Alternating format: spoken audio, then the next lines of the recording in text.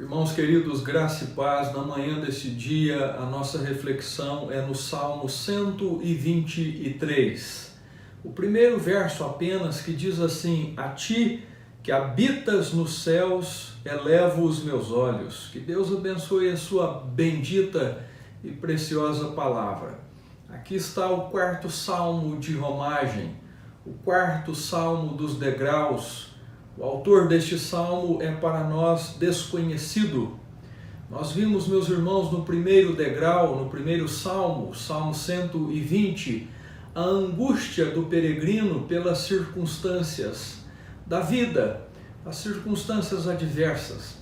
O segundo degrau, o Salmo 121, o peregrino diz: elevo os meus olhos para os montes. O terceiro degrau, o Salmo 122, o peregrino estabelece o seu prazer, e o seu prazer está na igreja.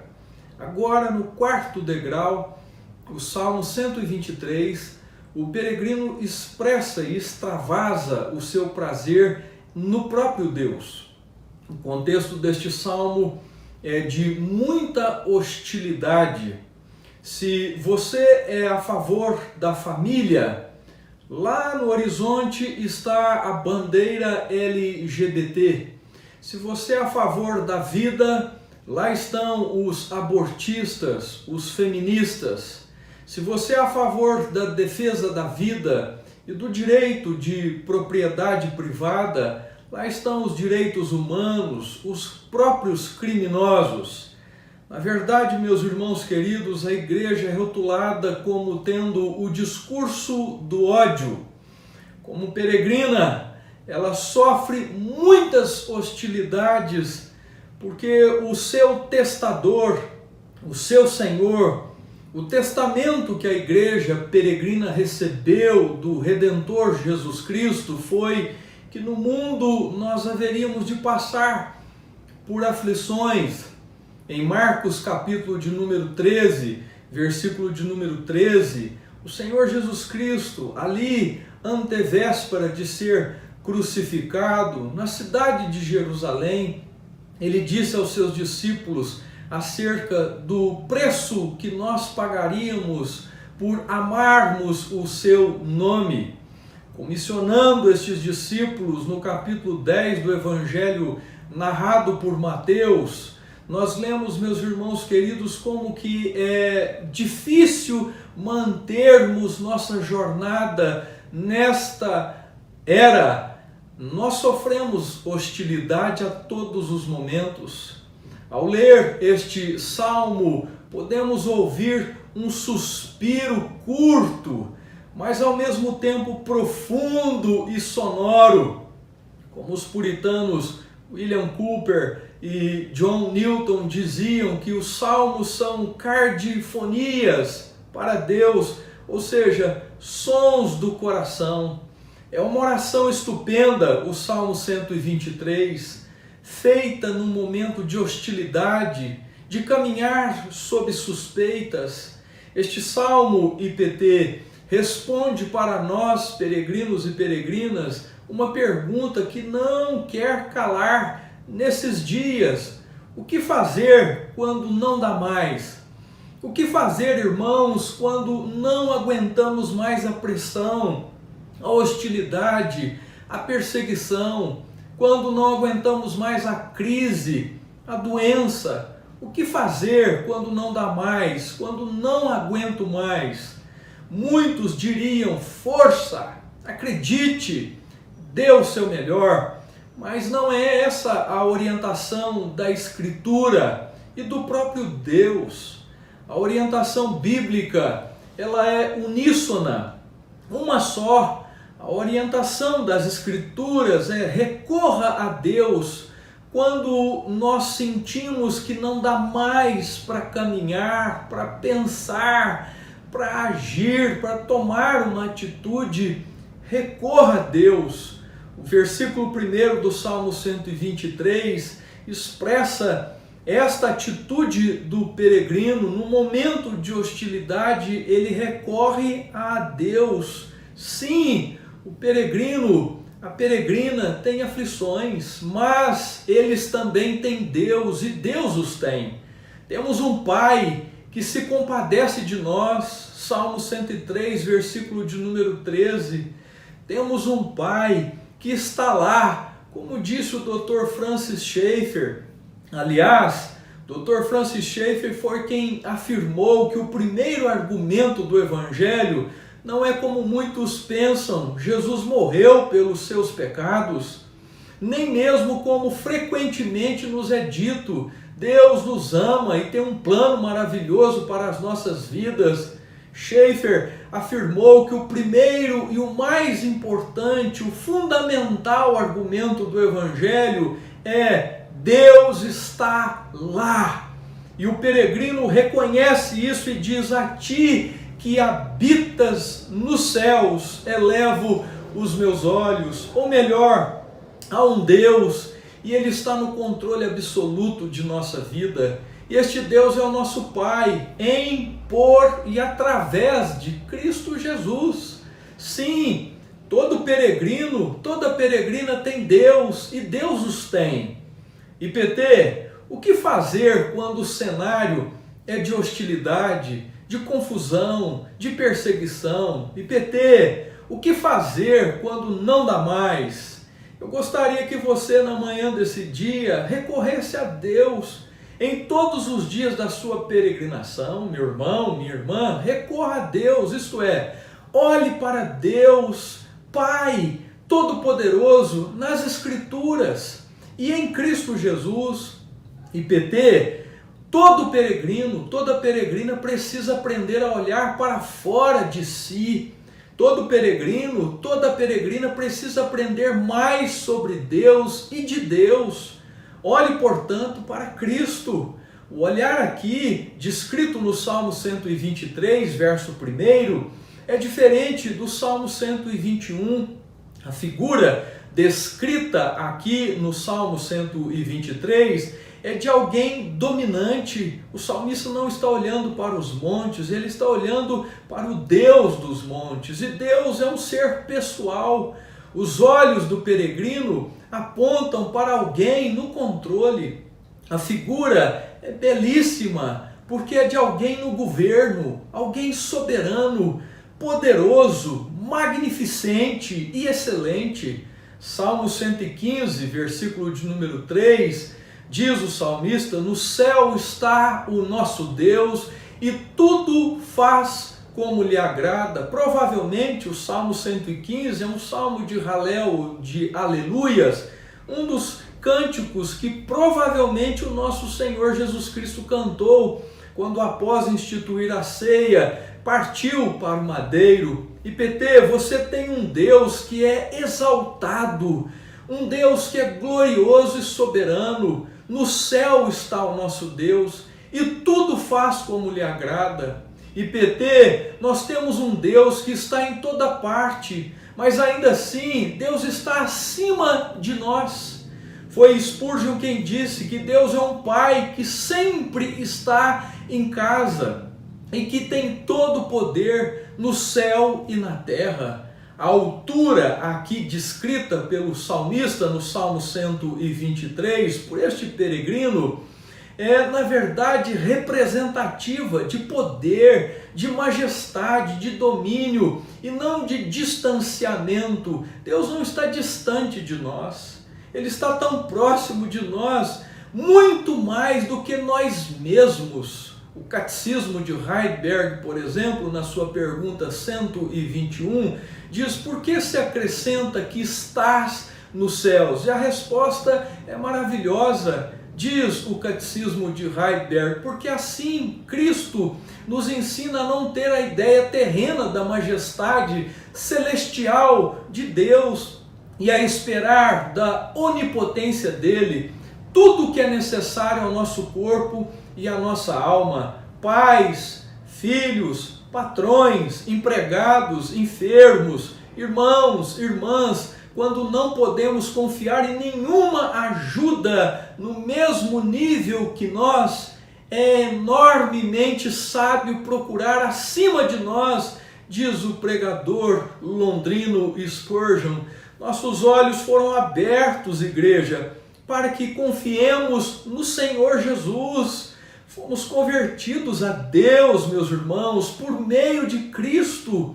Agora mesmo o Espírito Santo testifica ao nosso espírito que somos filhos amados de Deus, e o mesmo Espírito nos leva agora a olhar para o Pai e chamá-lo por Pai. Cristo nos ensinou, lembram? A orar, uma oração que ele evidentemente não fez, mas ele nos ensinou como nosso mestre, Senhor, Rei, profeta e sacerdote, o nosso amado, divino companheiro. Ele nos ensinou a orar: Pai nosso que estás nos céus.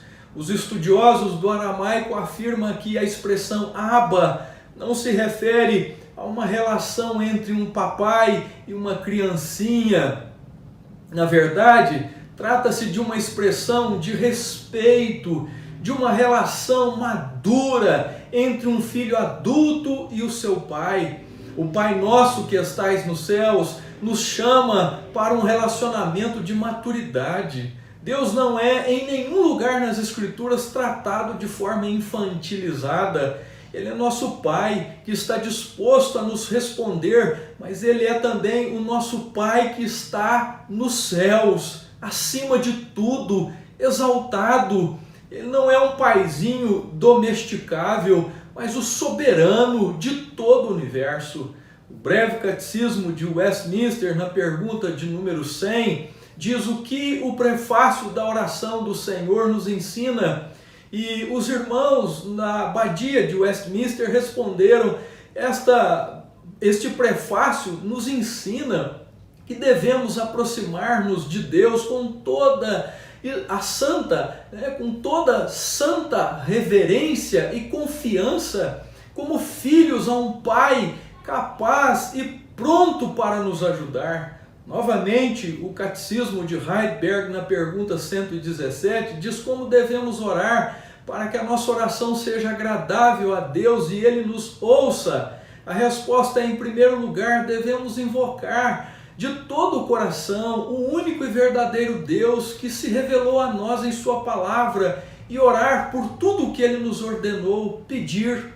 Em segundo lugar, devemos muito bem conhecer nossa necessidade e miséria, a fim de nos humilharmos perante a Sua majestade. E em terceiro lugar, devemos ter a plena certeza de que Deus, apesar da nossa indignidade, quer atender à nossa oração por causa de Cristo, como Ele mesmo prometeu em Sua palavra. Esse Pai é nosso, diz o salmista. Pai, somos chamados a invocar coletivamente o nosso Pai.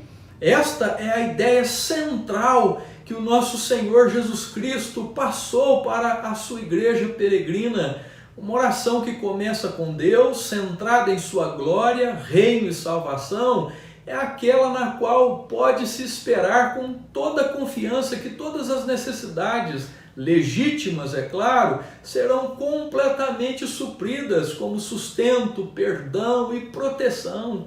O Filho de Deus, o nosso Senhor, Cristo Jesus, nos ensina que quando orarmos, nos aproximemos do Pai com toda a confiança na Sua bondade e no nosso interesse nele, com santa reverência e todas as disposições de filhos amados.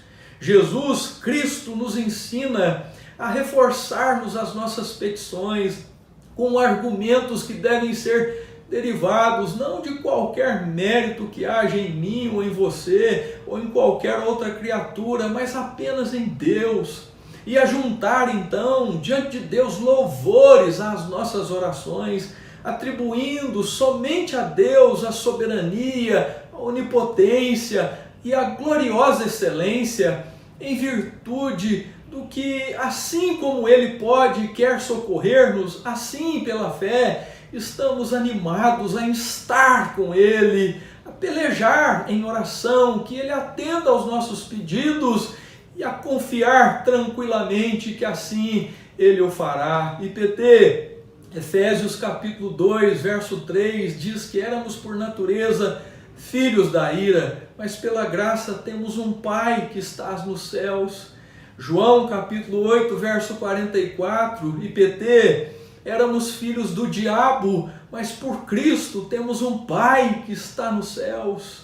De acordo com Lucas 16, versículo 8, IPT, éramos filhos do mundo, mas por Cristo temos um Pai que está nos céus. Por eleição e graça, igreja, do nosso Deus triuno, somos agora filhos e filhas benditos. E como filhos e filhas adotivos por graça, sabemos agora pelo Espírito Santo que Deus é, em primeiro lugar, Pai. Somos seus filhos, amados, remidos, salvos, guardados, benditos do Pai.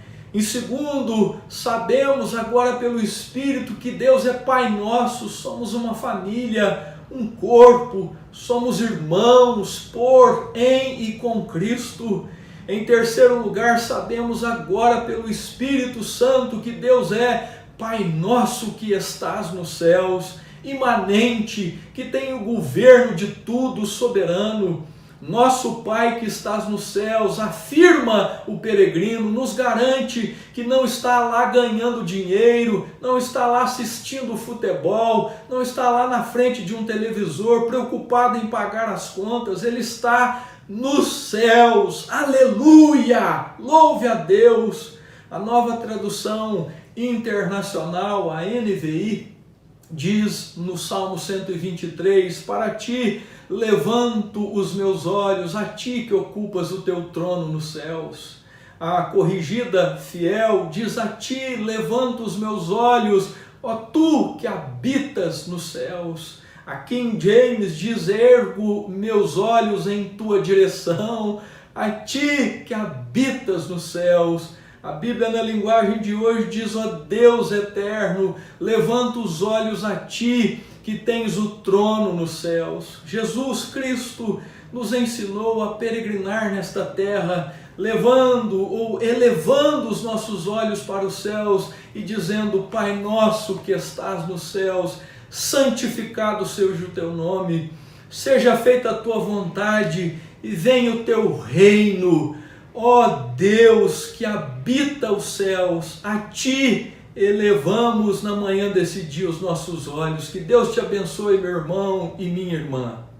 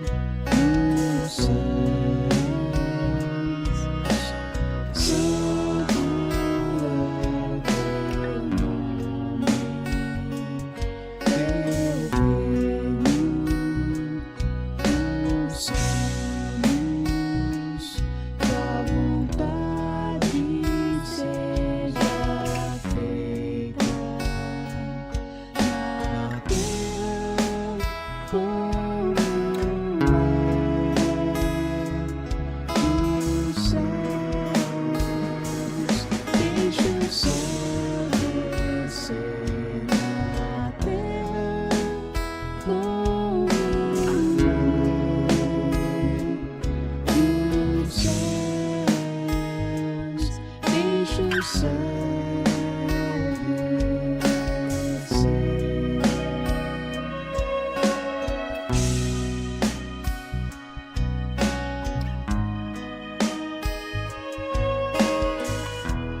Deixa o céu descer. Deixa o céu descer. Deixa